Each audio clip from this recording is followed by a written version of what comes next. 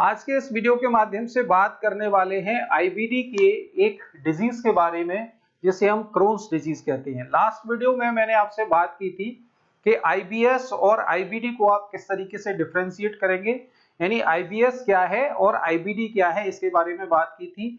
आज मैं आपसे बात करूंगा आईबीडी के अंतर्गत आने वाली एक डिजीज के बारे में जिसे हम क्रोन्स डिजीज कहते हैं। एक्चुअली जो आपकी आईबीडी है यानी इन्फ्लेमेटरी बाउल डिजीज है, इसमें दो बीमारियां आती हैं। एक है आपका क्रोन्स डिजीज और एक है आपकी कोलाइटिस। तो आज के इस वीडियो में मेनली मैं आपसे बात करूंगा कि जो आपकी क्रोन्स डिजीज है इसके अंदर साइन और सिम्टम्स क्या हैं, क्रोन्स डिजीज के टाइप्स क्या हैं, क्रोन्स डिजीज के केस में कौन कौन से एग्जामिनेशन करा सकते हैं, क्रोन्स डिजीज के लिए कौन लोग ज्यादा रिस्क पर हैं और क्रोन्स डिजीज का ट्रीटमेंट क्या है, इन सारे विषयों पे मैं आपसे बात करूंगा।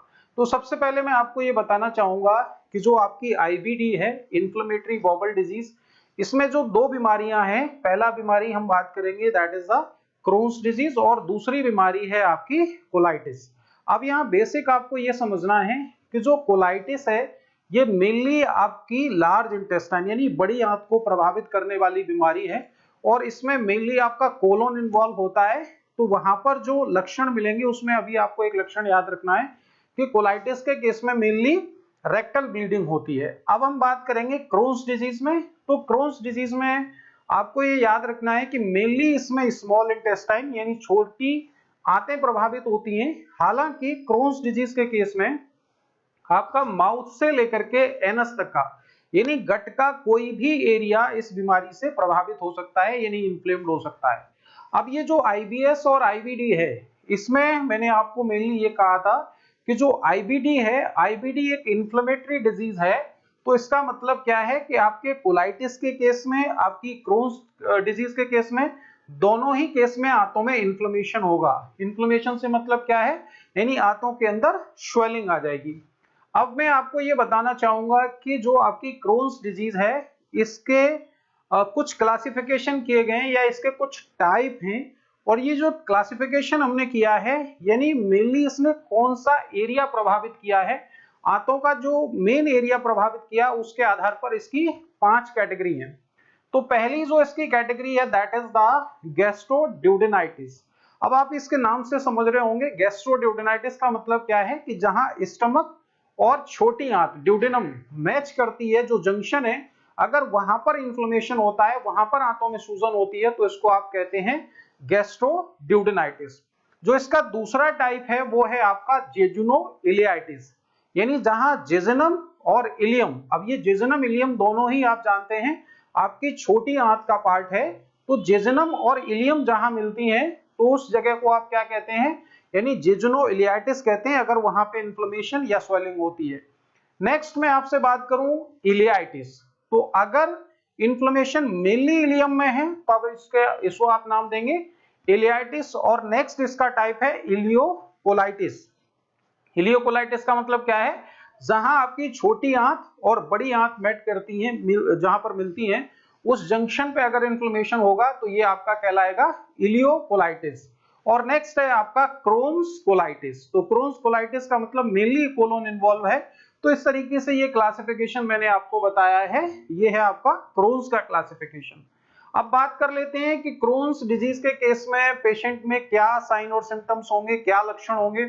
तो सबसे पहले आपको ये याद रखना है क्योंकि ये इन्फ्लेमेटरी डिजीज है, क्रोन्स डिजीज जो है, तो इसमें जो इन्फ्लेमेटरी साइन है जैसे पेशेंट को फीवर आना, यानी पेशेंट को इसमें फीवर रहेगा, पेशेंट के एब्डोमिनल क्रैम्प्स होंगे यानी पेट में दर्द रहेगा, पेशेंट को डायरिया कैसी शिकायत रहेगी, इनकम्प्लीट इवैक्यूएशन होगा। जैसे पेशेंट अभी फ्रेश होकर के आया है तो उसको लगेगा कि उसको दोबारा से लेटरिन जाना पड़ सकता है, यानी उसका एक बार में पेट साफ नहीं होगा, पेट में दर्द रहेगा।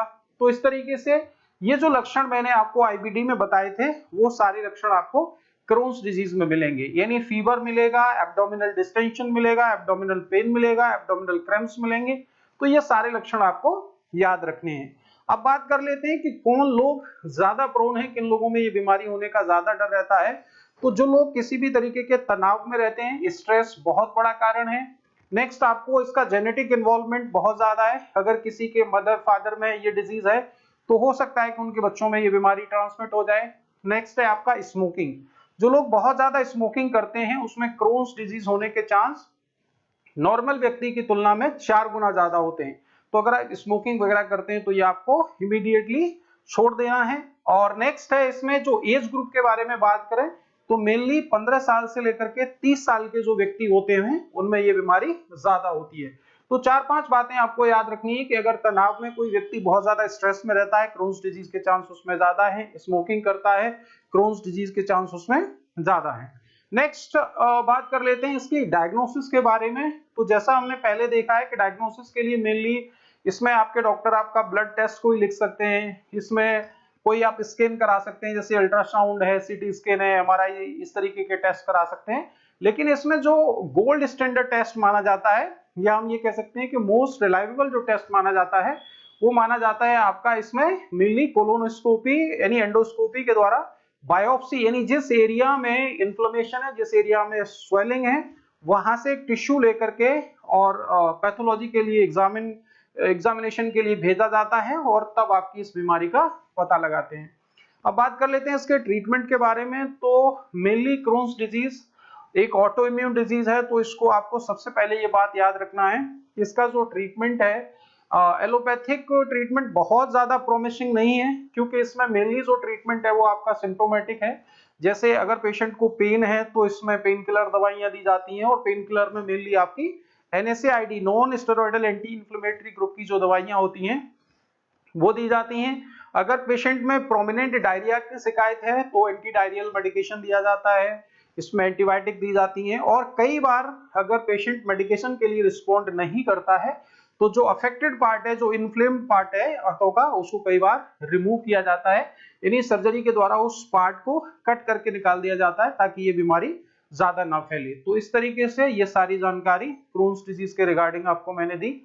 क्रोन्स डिजीज के रिगार्डिंग अगर आपका कोई डाउट है, कोई क्वेरी है, तो आप हमें कमेंट करके पूछ सकते हैं। Thank you all of you.